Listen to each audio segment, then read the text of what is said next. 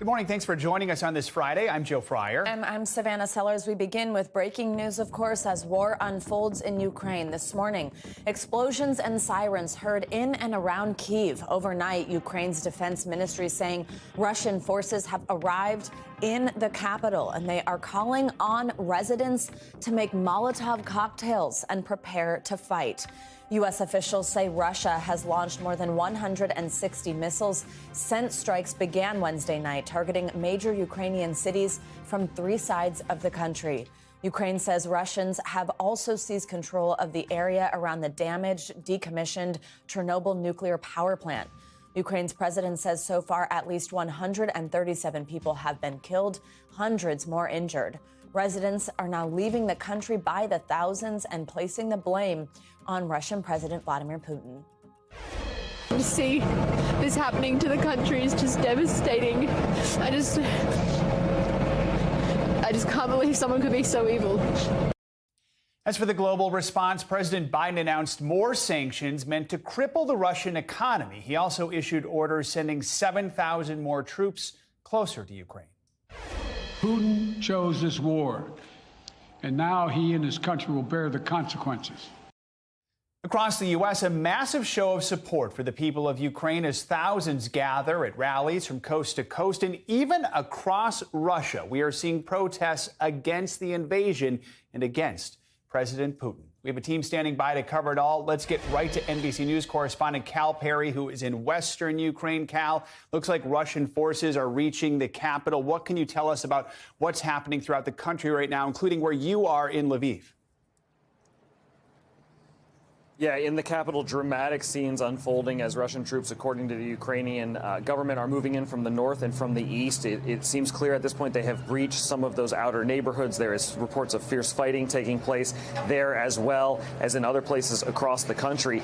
Where I am here, about 350 miles from Kiev, we are starting to see really an influx of folks who have been displaced from the fighting. The UN says at least 100,000 people have already been displaced. You can count on those numbers rising. Some folks moving towards Poland while soldiers move in the other directions. Bus stations, train stations really starting to fill up. We continue to see a run on cash, people trying to get cash out of ATMs, trying to get to the border. It is becoming more and more difficult to do so. The wait at the Polish border right now, last time we checked, was about 24 hours. So it is becoming an increasingly difficult situation here. Cal, we're seeing a full military mobilization in Ukraine. Weapons have been handed out to civilians. Officials are encouraging people to even make Molotov cocktails to fight back.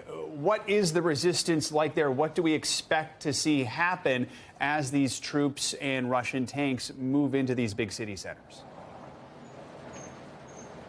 Yeah, you know, the Ukrainian news this morning was saying that 16,000 assault rifles, according to the government, had been handed out just in the city of Kyiv. We've heard the government say that anyone who is able-bodied, and any able-bodied male, should join the fight, and that all you have to do if you want to join the fight is bring your passport, some form of ID, and in you will go. It is clear that they are trying to increase the number of people engaging with Russian forces as they move around. Look, the Ukrainian army at times, we know, is stopping the Russian advancement, but we just don't have a full picture really on what's happening. And we do know, because we're looking at the video, that Russian troops continue to advance on the capital. So the Ukrainian government doing everything they can to protect the Ukrainian capital, but it is not looking good as Russian forces start to encircle that city. And Cal, we heard from Ukraine's President Zelensky overnight. He says his country has been left alone to defend itself. He says the international community is not doing enough. What is Ukraine asking for right now? Harder sanctions. They want those SWIFT transactions to be halted. There is a question here amongst the government, and we've heard the president sort of say this. They want more. They want more from NATO countries. Now, look, Ukraine is not a NATO nation, so it is not applicable to Article 5, where those other countries would have to step in. But neighboring countries are starting to feel the pressure. They're starting to feel what is happening here because, of course, you're going to have that influx of refugees. So the government here wants more to be done. They want those sanctions to be harder and tougher. They want anything to take place because, of course, these are drastic scenes. I mean, it's sort of unbelievable to watch these Russian forces move in on a European capital, and the Ukrainian government is asking anybody to do anything they can at this point. Cal Perry in Lviv, Ukraine. Cal, thank you so much. Appreciate it. Senior fellow at the Atlantic Council, Terrell Jermaine Starr, is also in Kiev this morning. Terrell, thank you for being with us. As our viewers can see, you're in a car right now driving. You, of course, were not one of the people that was in those lines of traffic we saw yesterday leaving the city. You are still there. I understand, I believe that you're headed with your friend to sign up to fight. Please tell me exactly what you're seeing right now, what overnight has been like for you, what's happening in Kiev right now, and do you feel safe? Well, thank you very much for having me on. And right now, this is a very eerie scene. I've been in the Kiev for going on more than a decade, and it is eerily empty right now. People are right now trying to figure out how to maintain their safety as exodus of people who are leaving Kiev. Every day, you see people with baggage, roller baggage, going, stuffing their belongings in a car, heading out to the safest place possible outside of the city. Just about a 15-minute walk from where I live, I captured some video of a building that was hit by what I believe was debris from an interceptor that took in a cruise missile or some type of damage. And so I'm not sure about the number of fatalities. There was just 15 minutes walk from where I am. I'm currently with my friend Andre, who is going to a recruitment center to sign up to fight. He sent his family to Poland. He decided to stay behind and fight for his country. We're heading to that recruitment center right now. He will be one of the many citizens who will be grabbing a gun and volunteering to support the armed forces here. Terrell, why is it so important for you to stay and fight? I am a journalist, and my job is to report. This is my first time covering a war. I'm learning it as I go. It's important for people like myself who are regional studies experts to be here and capture what's happening here in Ukraine. And I'm also here, in addition to being a journalist, many of these people, I can't call them friends, they're deeper than that, including Andre. And so I think it's as responsible for me as possible to capture the human toll of what's Putin's aggression is and what that looks like. And this is an example right now of somebody who I dearly love and care for going to a recruitment center to grab a gun and risk his life. Yeah, absolutely. Terrell, and I believe, correct me if I'm wrong, you said your friend's name is Andre, who's also welcome to speak with us here. I mean, we have been hearing from citizens in Kiev who... Do you hear her? You can focus on driving, but just feel free to answer this question as well. I mean, we've been hearing from so many citizens in Kiev who are basically saying, look, we knew this was a threat. We didn't know if it would come to this. We didn't really believe this would be happening actually within the city. We also are hearing things like citizens being encouraged to make Molotov cocktails. I mean, if you really think about the potential for what's coming and your decision right now to drive to sign up to fight, I mean, what are you thinking could happen over the next day or so? How are you feeling about it? Do you feel that the Ukrainian people, citizens who are going to pick up a gun, are prepared? She's asking if you feel like you're ready to fight, and were you really expecting all of this to happen? You can speak. Well, I'm not looking forward to it, it's definitely, but this is what I say. If we all do within our capabilities, within our limits, everything for the country we dearly love, then we're gonna have victory. We're gonna win. And this is my position, and I'm not lying to myself doing this. I'm not looking forward to this. I don't think I'm emotionally ready to fight, and I'm ready to kill someone. No, but if it comes to that, this is what I have to do. I will certainly do that. Terrell, do you feel like what Andre just said there, is that the feeling among most people you know there in Ukraine? Absolutely, yeah. The definite feeling is that, the language that I hear Ukrainians using is that we will not be slaves. You will not turn us into another Russia. You will not make us subjected to you. And so everybody is saying, they're older people, 80 years old, with bad knees. If they have a finger and they can pull a trigger, they'll pull it. When the government said, hey, be ready to throw Molotov cocktails, there will be people with Molotov cocktails ready to fight. If war breaks out in the city, this will be Taliban 2.0. And the Ukrainian forces have been fighting very valiantly, and so these citizens are definitely ready to take up arms, and there are people waiting to get behind. So this is not going to be a cakewalk. They're not going to welcome the Russians with cookies and milk. I'll tell you that. Terrell Jermaine Starr, we thank you so much for taking the time to speak with us. We thank Andre as well for talking with us. We're thinking of both of you, and we'll try and check in with you throughout this process. Stay safe. Absolutely. And Andre, we're thinking of your family. I hope they made it to Poland safely. Thank you about your family. Thank you. Thank you. Thank you both so much. Now, earlier this morning, the eastern Ukrainian city of Kharkiv came under attack. NBC News foreign correspondent Matt Bradley was live on the air with our colleagues at MSNBC at that moment. Take a look. I was surprised because we've always heard a low rumbling from outside the city. We did know that there was fighting on the outskirts of the city around the Ring Road, but now, again, that has changed. A new development here, moving into the city. We'd have to go out. Well, we might not go out and check, but it looks as though we're still seeing some traffic circulating.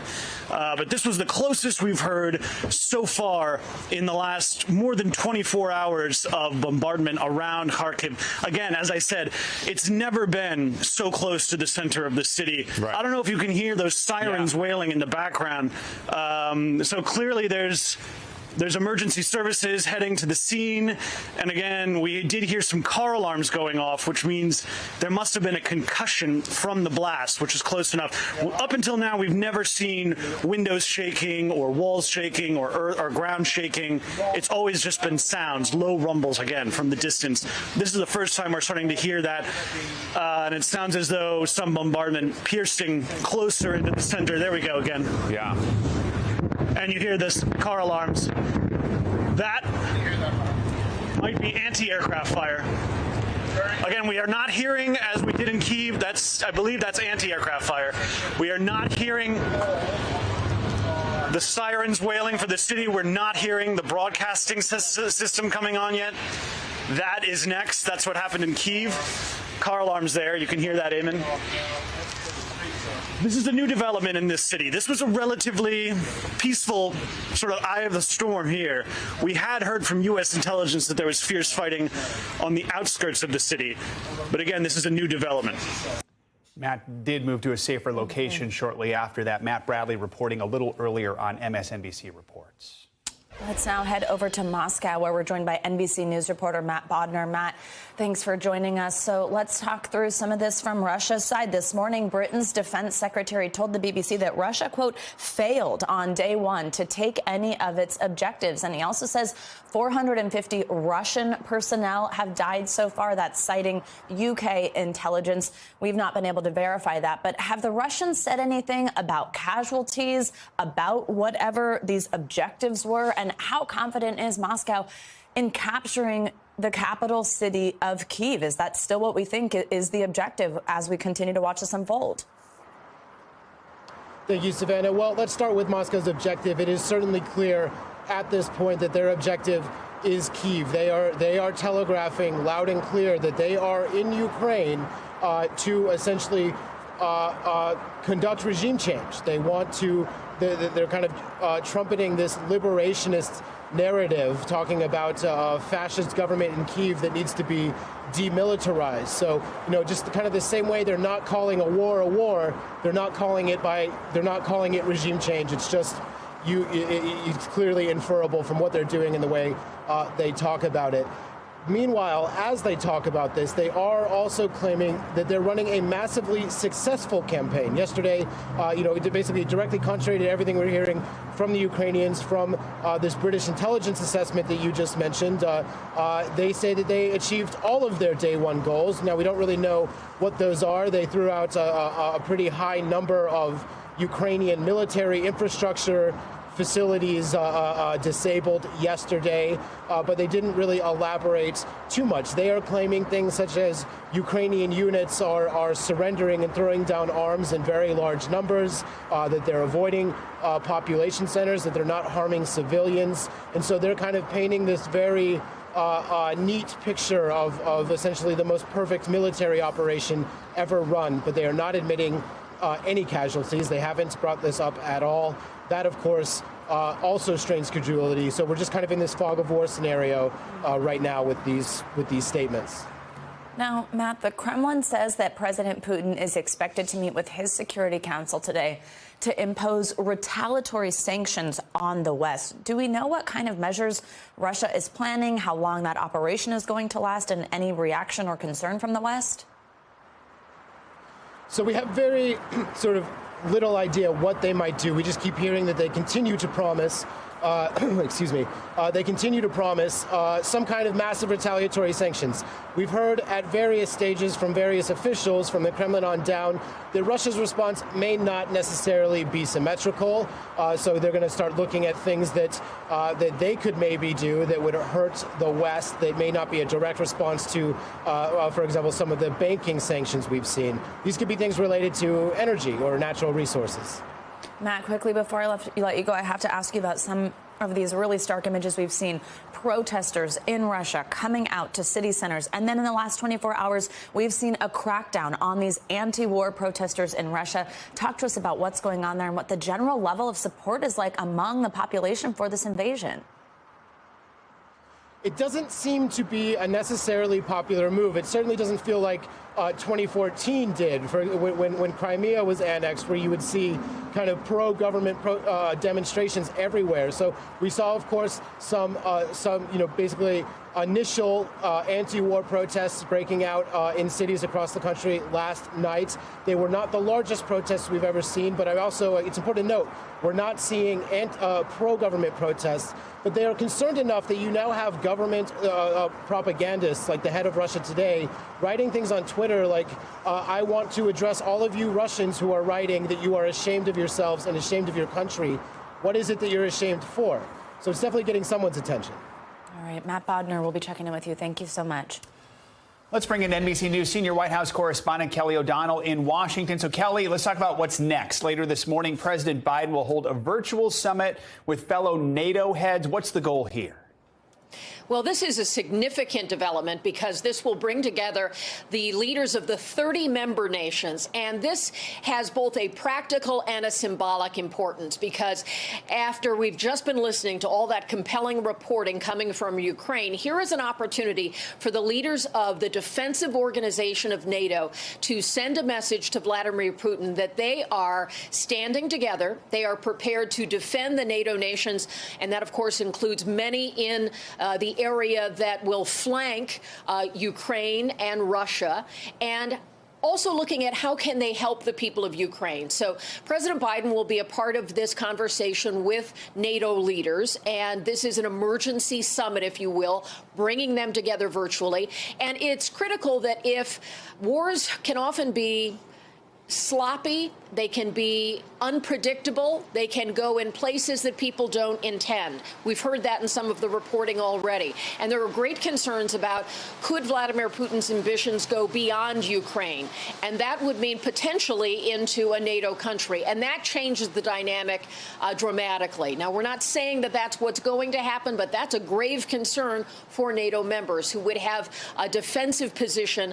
And so we're seeing U.S. military and other NATO countries beefing up their military in the European areas that are along the border here.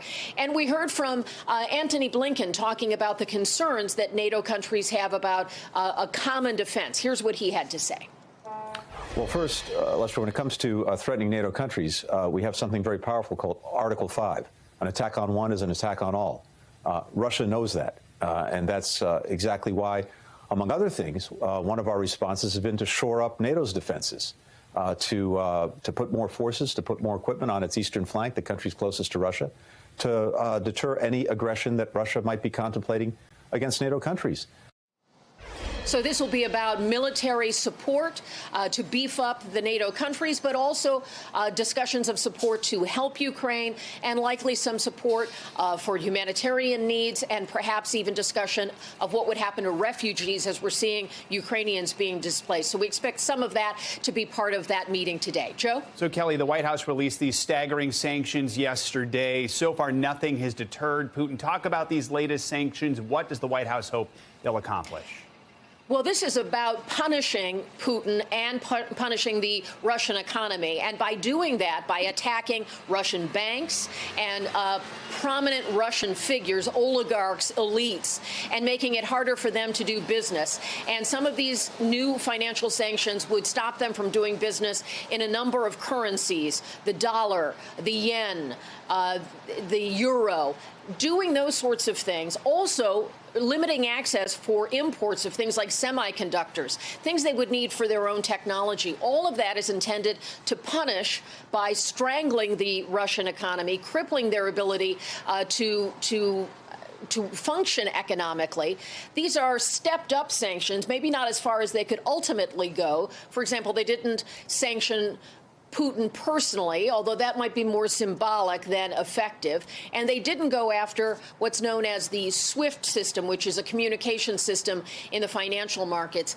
But the president says these are the strongest sanctions ever done and that they could be very effective in trying to deter Putin now that he's taken this action and to cause suffering in Russia, which could compel Putin to pull back. That's the hope. Kelly O'Donnell in Washington. Kelly, thank you.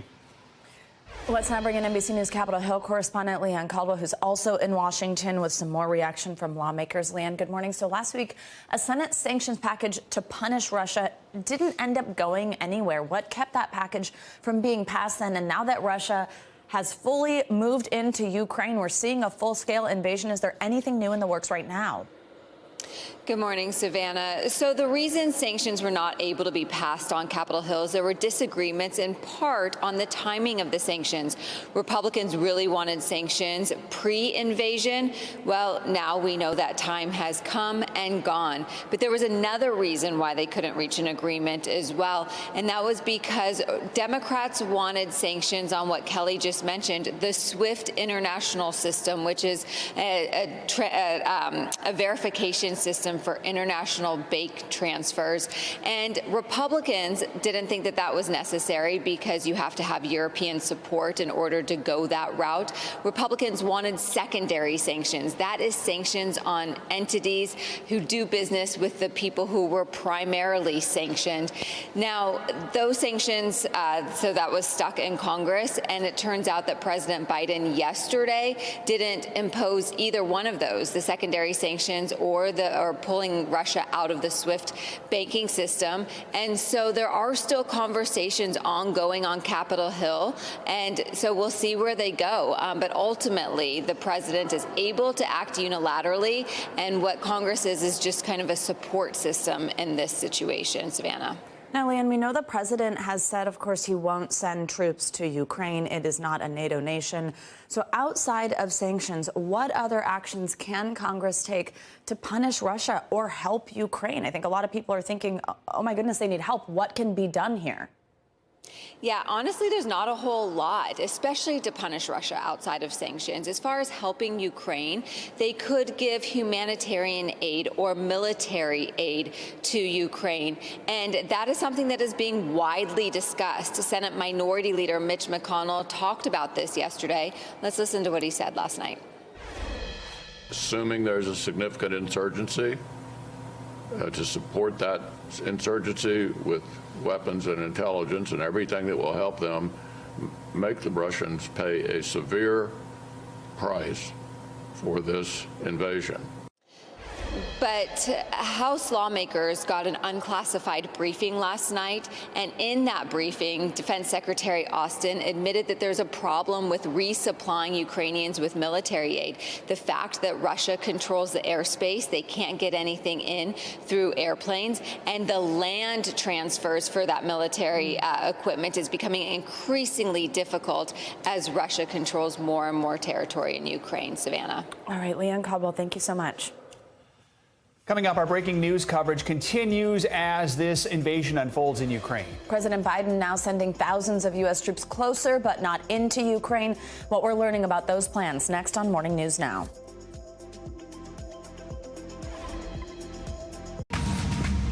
Welcome back. Our coverage of the attack on Ukraine continues now. 7,000 more U.S. troops are now headed to Germany. The Pentagon said the deployment is being made to reassure our NATO allies of our commitment to them. NBC News global security reporter Dan DeAngelis joins us now. Dan, good morning. So let's talk through this latest troop deployment and what it means in regards to America's involvement in Eastern Europe. And is the U.S. ready to do more to help arm Ukrainian forces fighting the Russian invasion? We know there are no plans to move into Ukraine, but as we have more soldiers over there, more equipment, what does this sort of mean?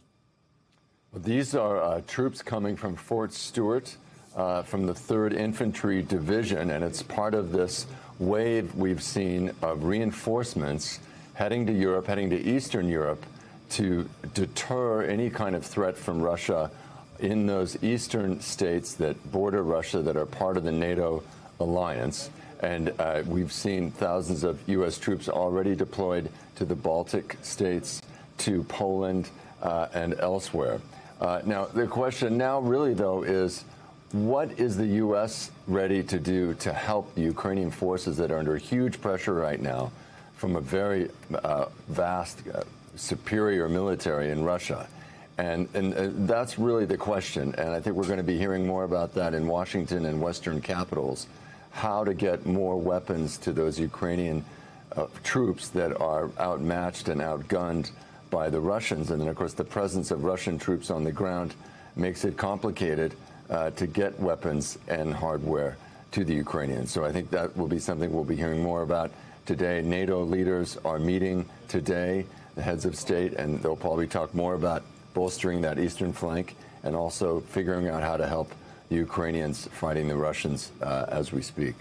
So, Dan, as you and I have talked about, and as we talked about yesterday, of course, President Biden is continuing to reiterate yesterday again at his press conference that no American troops will be going into Ukraine. So, I mean, first, the question, is there anything that would change the White House's stance on this involvement? Obviously, that seems far off, given, again, that it's not a NATO country, and involving would escalate things. But is this policy going to be strong enough to deter Russia from moving further? Does anything change if Russian forces even get further west to places like Lviv, never mind even further into Europe? You know, I think for certain, there is absolutely no consideration of sending U.S. troops into Ukraine to enter into a direct war with Russia. That is not in the cards. That has been ruled out. I think it's really something no one wants to contemplate, given the nuclear arsenals that both of these superpowers possess. And then you ask the key question, is it enough to deter Russia? I think the NATO heads of state, I think the Biden administration believes that the NATO alliance and the presence of troops in those NATO countries is enough to deter Russia, but they want to drive home the message to Putin that the more aggressive actions he takes, the more there will be a NATO troop presence and a military presence in those eastern countries on his border. But there is another risk here, and that is as Russian troops attack Ukraine, launch missiles, launch fighter jets, there's a risk of an accidental clash or collision, an unintended kind of incident. And so that will be another real challenge to going forward as the war widens and expands. There are U.S. troops very near. There are U.S. aircraft very near. And that's going to take some doing to kind of create some kind of hotline between Washington and Moscow. Absolutely. Dan DeAngelis, thank you so much. Your expertise is so appreciated. For more on this, let's bring in former U.S. Ambassador to Ukraine, John Herbst. He was ambassador from 2003 to 2006 and is now the senior director of the Atlantic Council's Eurasia Center. Ambassador, always good to have you with us. I want to begin by asking you about this increased U.S. troop movement President Biden ordered yesterday into Europe. Again, no plans to send U.S. forces directly into Ukraine. But what do you think of this administration's response to the attack so far? Are we doing everything we can, or would you like to see more? Okay. First, the U.S. troop movement to NATO's east is very important because we have to make it clear to Mr. Putin that if he were to do anything there, he will face, in fact, the might of not just the NATO forces, but the U.S. forces. And he does understand that our conventional military, while we are disadvantaged in the Baltic states, for example, is much more powerful than his. But regarding our response, sorry, go ahead. No, go ahead. Please continue. I was going to now turn to Ukraine. All right. Regarding our response to the 2-day-old Russian direct attack on Ukraine, frankly, we see a failure of imagination, a failure of statesmanship here. The sanctions that President Biden announced yesterday were, on their own face, a positive step. But with Moscow launching missile attacks on Ukraine's capital and 23 others or 24 other Ukrainian cities, he shouldn't have sounded like an accountant. He should have sounded like a statesman. And we needed to address the two big steps we could have taken in the financial area, which we did not. One is SWIFT. The other would be sanctioning Russia's central bank. The Ukrainians are fighting for their lives. They need to understand that while the U.S. will not send troops, we will send everything else we can to help them. And we should have gone after either the central bank or SWIFT yesterday. A weakness in Biden policy in this crisis is deferring to the most timid European allies. Alliance management means not just taking into account the concerns of our allies, but pushing them in the right direction. And we don't see enough of that type of leadership from this White House. Let's talk about Yes. Ukrainian President Zelensky. He said yesterday the enemy has marked him as the #1 target. I mean, what is it going to mean if Russia captures the Ukrainian capital and potentially the president? What happens from there? Well, I think that Zelensky and his team have plans for continuation of governance. So under Ukrainian law, if somehow the president is incapacitated, you have someone else who takes over. So I think that will play out in an appropriate way or a good way for Ukraine. But also, Russian forces are starting to approach the capital. The big question is, are they going to be willing to go into the city? Because if they do, a lot of the Russian soldiers are going to die, and so will a lot of Ukrainian civilians. All right, Ambassador Herbst, as always, we thank you for joining us and appreciate your analysis. My pleasure. Of course, we're going to keep you updated on developments in Ukraine throughout the hour, but we're also following other major stories here at home. Coming up here in Morning News Now, guilty verdicts for 3 former police officers who were on the scene when George Floyd was killed. We're going to take you to Minnesota for more on that decision, plus reaction.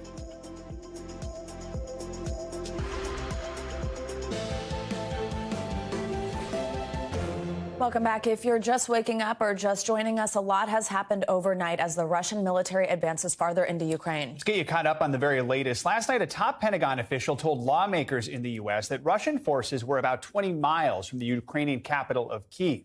In a video message around 6:40 Eastern time last night, Ukrainian President Zelensky said 137 soldiers had been killed, more than 300 others injured in the fight. Then around 12:23 this morning, an apartment building was hit by debris after an aircraft was reportedly shot down in Kiev. You can see the burned outside of the building there. 2 hours later, the Ukrainian Interior Ministry said that Ukrainian forces were blowing up bridges to try and slow down Russian forces advancing on the capital. And just before 3 this morning, the Ukrainian Ministry of Defense issued this message asking citizens to make and use Molotov cocktails against the Russian military. And shortly after 4 a.m., a warning from Ukraine that Russian forces are using disguises to enter the country. NBC News has not been able to verify these reports. And also this morning, NBC News foreign correspondent Matt Bradley reported a massive bombardment in central Kharkiv. Matt said it was so close he could hear car alarms going off. And citing Russia's defense ministry, the news agency TASS is reporting that Russian military has blocked Kyiv from the west. That's reporting we have not yet been able to independently verify. We're going to continue to follow the latest developments out of Ukraine this morning, but there is some other news we do want to get to quickly. Yeah, the 3 former police officers who were on the scene when George Floyd was killed have been found guilty on federal charges. J. Alexander King, Thomas Lane, and Tu Tao were convicted of violating Floyd's civil rights when they failed to give him medical aid. King and Tao were also convicted of not intervening to stop their former fellow officer Derek Chauvin from using excessive force when he killed Floyd. Chauvin was convicted of murder and manslaughter charges at the state level last year. NBC News correspondent Shaquille Brewster has been following this case for us from the beginning and joins us live from St. Paul, Minnesota. Shaq, good morning. So what was it like in the courtroom when this verdict came down? And what do we know about what the officers' sentences could look like and when we'll hear about that? Good morning. Yeah, there was minimal reaction in the courtroom as the judge read that verdict. Those 3 guilty charges, or 5 guilty charges for the 3 defendants. Thomas Lane, one of the defendants who received 1 guilty charge, he apparently shrugged and shook his head as that verdict was read and looked over at his attorney. Notably, 2 of the jurors, according to poll reporters, became visibly emotional as they were individually polled and confirmed that guilty verdict. This was a jury of 8 women and 4 men, apparently all white, although the court hasn't released that information directly. That took about 13 hours over the course of 2 days to reach that decision. They were dealing with a lot of text here, a lot of serious charges, and they eventually reached that unanimous verdict after that 13 hours of deliberation. How's Floyd's family reacting, Shaq, to this verdict, and what do they ultimately hope comes out of it? Well, we heard from the brother of George Floyd, who we know family members were in the courtroom throughout the trial, and he spoke after the verdict with some federal prosecutors. I want you to listen to what we heard from Phalonis Floyd, again, the brother of George Floyd. It can never be justice because I can never get George back. And no matter how many times that I pray at night and I think about my brother 24/7, it still is going to be hard, even though we just had a federal conviction and we already had the state conviction. But times, you know, will be probably a lot harder for me still because I can't get my brother back. We also heard from the federal prosecutors in that same press conference. They were emphasizing the idea that they hope this sends a message to other members of law enforcement that sometimes the inaction can be just as important as an action. Wow. And Shaq, while these 3 men await sentencing, they're also going to be back in a courtroom later this year. That's on state charges. What kind of charges are they facing at the state level? What's the difference here? That's right. We're likely to see them back in a courtroom in June, so just a couple of months. They're facing those original charges of aiding and abetting the murder and manslaughter of George Floyd. We'll expect to see that happen in the state court. The difference between that trial and what we saw with this trial is this trial focused on their inactions. The prosecutors saying that they did not act, and their willful decision not to act was a violation of George Floyd's rights. In the state trial, it will be about the actions they took as George Floyd was dying under the knee of Derek Chauvin. All right, Shaquille Brewster in Minnesota for us. Thank you so much. You got it. This busy news morning, we do want to get a check on your morning news now weather. Yeah, especially because a massive winter storm is going to dump snow and ice from Texas to Maine. Bill Cairns joins us with the latest forecast. Hi, Bill. It's very good to see you. Good morning. Hey, guys. Good morning. Great to see you. So as we head into the weekend, things will get quieter, but this ice storm has been problematic. I mean, hundreds, if not thousands, of car wrecks. Yesterday, the worst of it was in Oklahoma, Arkansas, and in Texas. And, you know, I've seen jackknife tractor trailers a million times. Not often they catch fire when they jackknife in icy conditions, but that happened yesterday on I-40. That shut down the highway there south of Oklahoma City for a while. No one was injured, but, you know, not fun putting out a fire with wind chills in the single digits either. And to talk about wrecks, from Dallas all the way to Austin, they had a coating of freezing rain, and it was enough to cause a lot of problems on all the roads there in that region. So what are we left with this morning? We still have 65 million people under winter weather advisories or winter storm warnings. The Ohio Valley and especially areas of the Northeast are most at risk. It's a really slippery morning out there across Pennsylvania. We had a lot of freezing rain overnight. There's a coating of freezing rain just outside of New York City into southern New England, and then just a snowstorm for you in areas of central and northern New England. As far as the heavy snow goes, the worst of it now, northern Connecticut, Massachusetts, from Albany northwards heading into Vermont and New Hampshire, that's where the worst of the snow is. But the ice is really from Pennsylvania right through just about New York City this morning. So additional snowfall. Skiers are loving it heading into this upcoming weekend. Another 6 to 12 possible in northern portions of Vermont and New Hampshire. We're just about done with the accumulating snows, Hartford, Albany, and Boston. The ice, we're still seeing freezing rain out there, especially, guys, just outside of New York City. The worst of that will be from New York northward. So, again, a very slippery day, but it improves as we head through this afternoon, this evening. All right. And the skiers will enjoy a nice ski weekend then. Look at the that. bright side. Yeah, they will. Thanks, Bill.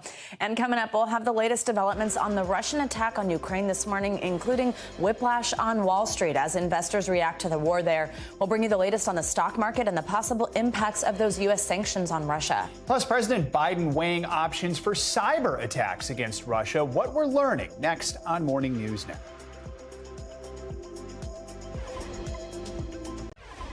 Welcome back. This morning, President Biden is looking at options for the U.S. to carry out a massive cyber attack against Russia. Ukraine's government and banking websites have already been the target of Russian cyber attacks this week. NBC News national security correspondent Ken Delanian joins us now. Hey, Ken, good morning. So let's talk through what are the options on the table right now for President Biden? Is this something we're really considering? Good morning, Savannah. Whether he's really considering it is the big question, but multiple U.S. officials and others briefed on the matter told Courtney, QB, and me that a menu of options from pretty mild to fairly severe to cyber attack Russia in retaliation for the invasion and as a way of slowing down Russia's ability to conduct this invasion have been presented to the president. This would be the most significant use of American offensive cyber in history. The United States has been very judicious in how it has used its cyber weapons. Often they are used in a very targeted fashion, often for information ops. What we're talking about here are things like making trains go off the tracks so that they can't resupply Russian troops, potentially shutting down the internet, attacks on Russian critical infrastructure. Now, our sources told us that the U.S. would fully expect that the Russians would retaliate and conduct cyber attacks here, potentially things like what happened with Colonial Pipeline, where it made it difficult for Americans to get gas. And so some people in the Biden administration view this as unacceptably escalatory and risky. And again, it's, no final decision has been made. And the White House actually pushed back on our story, although they didn't say what exactly they thought was wrong with it. Multiple officials have assured us that these options are being considered. And again, it remains a question what President Biden will do in the end. So I want to ask you, let's talk a little bit more about retaliation. One of the things that was just on that graphic our viewers might have noticed also was shutting off electric power, which reminds me of a report earlier this week from our colleague Tom Costello talking about, we could shut off the lights in St. Petersburg, but then they could just do the same here. I mean, what does this become if cyber warfare were to be used? You point out this would be the biggest in our history. I mean, what does that look like if there is this capability on the other side? What does retaliation mean? A back and forth? Well, it could look very bad. And in fact, one of our sources said, whatever we can do to them, they can do to us. And that's essentially the problem here. And so the options, most of the options presented to the president are designed to disrupt but not destroy, to fall just short of an act of war. It's carefully calibrated here. And the Russians know that, too, that if they conduct a cyber attack in the United States that kills people, that's an act of war. That's really escalatory between two nuclear powers. So both sides are trying to calibrate, but you're absolutely right in pointing out that this could easily spiral out of control, and that may be an argument against doing it, Savannah. And Ken, quickly, just put this in context for us. You mentioned it would be the first time in our history to do something of this scale. I mean, what does this really mean to use a cyber weapon potentially on that scale and kind of moving forward how we would be able to handle Russia? Yeah, well, first of all, it really shows how this technology has evolved. And what some of the people who are involved in the planning told me is the interesting thing about cyber weapons is that you can really calibrate the impact. A 500-pound bomb does the same damage. You can select a target, but the bomb is going to do what the bomb is going to do. In cyber, you can do a lot of different things, and short of hurting people or destroying things, and that's a good option, but it's also very dangerous because sometimes the malware used in cyber attacks spirals out of control, goes places where the authors of it didn't want it to go. We've seen that with Russia in the NotPetya attack, which caused billions and billions of dollars in damage around the world. So this comes with promise and peril, this technology, Savannah.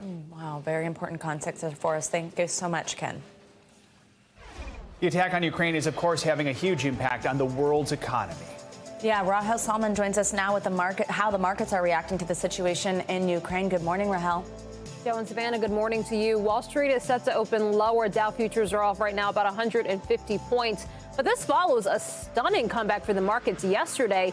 Investors, of course, continue to assess the impact from Russia's invasion of Ukraine. Yesterday, the Dow closed up about 90 points after it had been down nearly 860 points at the lows of the day. The S&P 500 ended up 1.5% after being down more than 2.5%. And the Nasdaq rallied from a decline of nearly 3.5% to end up more than 3%. Oil prices also settled well off their highs. Brent crude, which is the global benchmark, settled around $99 a barrel after topping 105. U.S. crude, meantime, settled around $93 a barrel. We should say, though, that oil is pulling back this morning, reversing earlier gains on concerns over potential supply disruptions. Now, when you think about the reversal we saw yesterday, traders point to a few reasons for why, saying essentially U.S. and European sanctions did not target Russia's oil and gas industry or freeze Russia out of a key global payment system. Bitcoin and other cryptocurrencies are surging after a deep sell-off yesterday, although, guys, they still do remain well off the all-time highs set back in November. All right, Rahel, thank you so much. All right, we're watching this invasion play out in real time, not just on TV, but also on social media, including TikTok. Live streams on the app are giving the world a first-person view of the situation in Ukraine. While some of them appear to be authentic, others are actually fake. NBC News senior reporter Ben Collins has been looking into these posts, joins us now. So, Ben, it's been more than 24 hours since the invasion began. What are you seeing play out on TikTok? Well, we're seeing a mix of very real footage from Ukraine and a mix of things that simply aren't from Ukraine. We're seeing the tops of buildings in the UK with sirens and gunshots over them. And why would someone do that? Well, they can collect donations. They can get money this way. That's what's happening right now on TikTok, is a lot of scamming, a lot of spam in this space.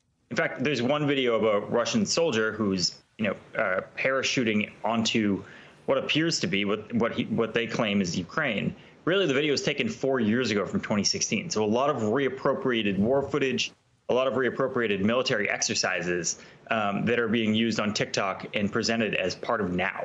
Let's talk about another extreme example. One of the videos you found viewed nearly 20 million times. The user passed it off as coming from Ukraine. Turns out he was actually live streaming from his couch. Tell us more about what happened here. Where did the video actually come from?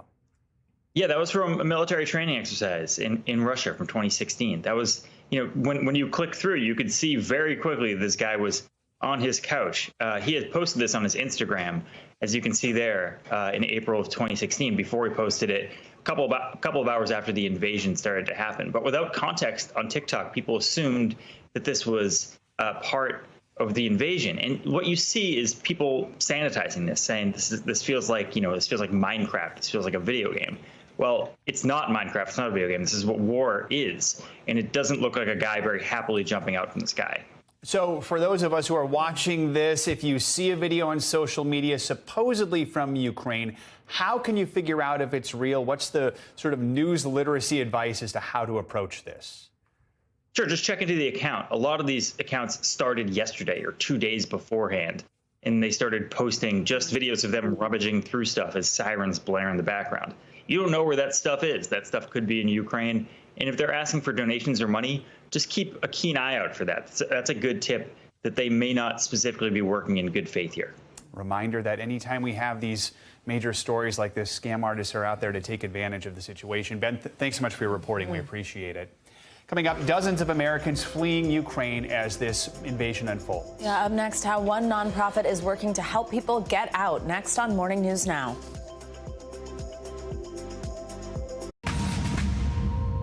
The crisis unfolding overseas in Ukraine is striking a nerve with many Americans here at home. People are taking to the streets in support of Ukraine. And many of them are still desperate to hear from their loved ones now living in a war zone. Here's NBC News correspondent Ellison Barber.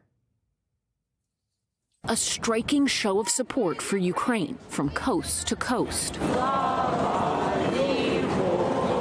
In New York City, protesters draping the heart of Times Square in blue and yellow, waving a massive Ukrainian flag. Voicing their objections to Russian President Vladimir Putin. Russia, go home! Russia, go home! And urging all Americans to pay attention. I'm scared by the world response. Alex bringing his young son. Christina there with her family, too. It's heartbreaking to see that the world is watching what is unfolding, an illegal war, the attack on a sovereign nation. Pro-Ukrainian protest bubbling up in all corners of the country, from Los Angeles, the whole world will never forget this, to Washington, D.C., Biden stand with Ukraine, to Austin, Texas, Ukraine is free, Ukraine is free, to Chicago. Our Jesse Kirsch there on the ground. Hundreds gathering in the city's Ukrainian village neighborhood, calling for U.S. support to end a war, denouncing Vladimir Putin. In New York, what started in Times Square spread. Stop the war! Stop the war! Outside the Russian consulate, a small but emotional gathering. But no matter the size of the group, the message was the same. Ukraine is more than its borders. We have been a people way before Moscow were a people. We have churches, we have culture, we have over a thousand-year history. Get out of Ukraine. I still have childhood friends that live in the village near Poltava.